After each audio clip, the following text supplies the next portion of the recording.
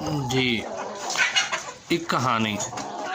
ایک بادشاہ تھا جسے اپنی سلطنت چلاتے ہوئے عرصہ بیت چکا تھا۔ اس بادشاہ کی ایک بیٹی تھی۔ جی چچو، اس بادشاہ کی ایک بیٹی تھی جو بہت خوبصورت، حسین و جوان تھی۔ بادشاہ کچھ عرصہ بیمار رہا، جس کے بعد اس نے اعلان کروایا اپنی سلطنت میں کہ کوئی ایسا شخص جس کو میں اپنی دولت اور اپنی بیٹی دے دوں، مگر میں اس کا امتحان لوں گا۔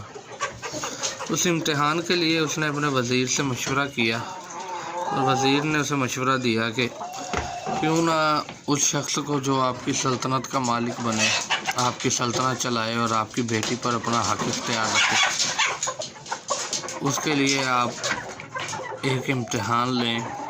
بادشاہ اس امتحان سے راضی ہوا اور اس نے اپنی سلطنت میں اعلان کروا دیا کہ یہ اعلان کر دیا جائے۔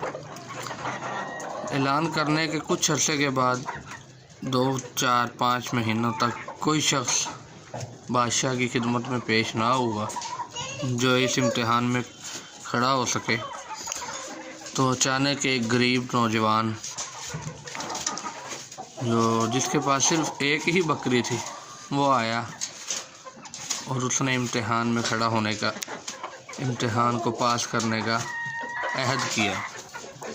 بادشاہ نے اس سے پوچھا کہ تم یہ کام کیوں کرنا چاہتے ہو، جبکہ کوئی بھی پوری سلطنت میں کوئی بھی شخص اس کام کو سر انجام نہیں دے پا رہا۔ تو اس شخص نے کہا، میں ایک غریب شخص ہوں، میرے پاس سوائے ایک بکری کے کچھ بھی نہ ہے، تو میں نے سوچا کیوں نہ آپ کا امتحان پاس کیا جائے۔ اگر پاس ہو گیا تو مجھے آپ کی دولت اور آپ کی بیٹی مل جائے گی، جس کی آپ کی بیٹی کے ساتھ میں اپنی عمر بسر کر سکتا ہوں، گزار لوں گا، اور آپ کی دولت جو کہ ہم دونوں کو خوش رکھنے کے کام آ سکتی ہے۔ اس وجہ سے میں اس امتحان میں جانے کا اس امتحان کو کرنے کا سوچا ہے۔ تو بادشاہ نے اسے اپنے وزیر سے بلوایا، اپنے وزیر کو بلوایا اور وزیر سے کہا کہ بتاؤ اس امتحان کا۔ اس نوجوان نے کہا، مجھے امتحان کا بخوبی پتہ ہے، آپ مجھے بس اس جگہ پہ لے جائیں۔ بادشاہ، وزیر اور چند سپاہی گھوڑوں پر سوار ہوئے اور جنگل کی طرف روانہ ہوئے۔ جنگل میں جا کر انہوں نے ایک قبر کھودی۔ قبر کھودنے کے بعد اس نوجوان کو کہا، آؤ اس قبر میں لیٹو۔ امتحان تھا کہ قبر میں 24 گھنٹے کے لیے رہنا ہے، بغیر کچھ کھائے پیے، اور قبر کے جو معاملات ہوں وہ بادشاہ کو بتانے ہیں۔ اس نے نوجوان نے بے ساختہ ہو کر کہا، مجھے اب اس قبر میں ڈالو اور 24 گھنٹوں بعد آپ مجھے اس قبر سے نکال لینا۔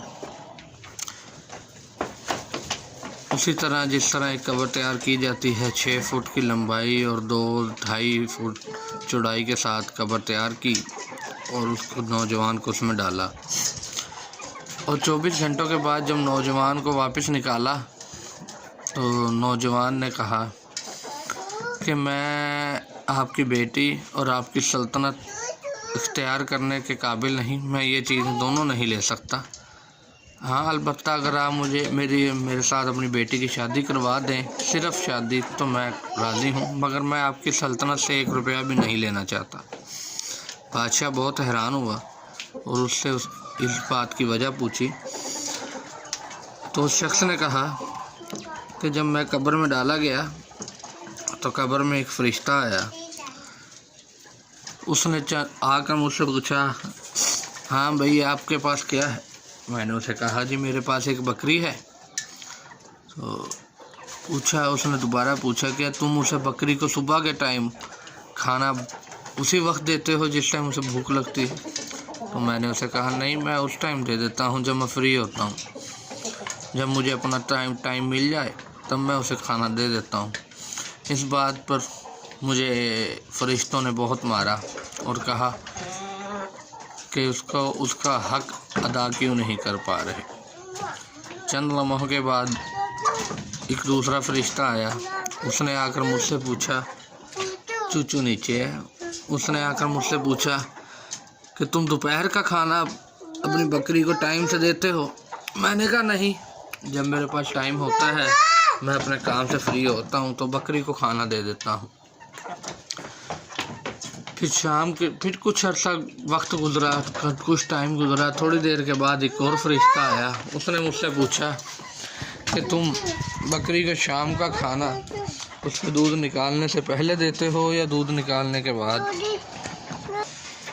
तो उसने कहा कि मैं बकरी का दूध पहले निकाल लेता हूँ, उसको पीने के बाद कुछ देर के बाद मैं दूध पीने के बाद जब मेरा दिल करता है रात सोने से पहले मैं उसे खाना दे देता हूँ। तो इस तरह मैंने उसे बताया। तो उन फरिश्तों ने मेरी बात सुनने के फ़ौरन बाद मुझे बहुत मारा, हत्तल इतना मारा कि मेरी कमर पर निशान आप देख सकते हैं। बादशाह ने उसकी कमर पर निशान देखे और हैरान रह गया। तो नौजवान ने कहा, जब मुझसे अभी एक बकरी का हिसाब नहीं दिया जा रहा तो मैं कल क़यामत के दिन इस सारी सल्तनत का हिसाब कैसे दूंगा? अगर आप चाहते हैं तो मुझे सिर्फ़ अपनी बेटी दे दें जिससे मैं अपनी ज़िंदगी गुजार सकूं और ख़ुद को भी सुधार सकूं, मगर आपकी सल्तनत का हिसाब मुझसे ना दिया जाएगा। सोचें, हम क्या कुछ करते हैं, क्या कुछ करते हैं, क्या कुछ कहते हैं, क्या कुछ करते हैं। हमने कल क़यामत के दिन किस किस चीज़ का हिसाब देना है और कैसे कैसे देना है, ज़रा सोचिए।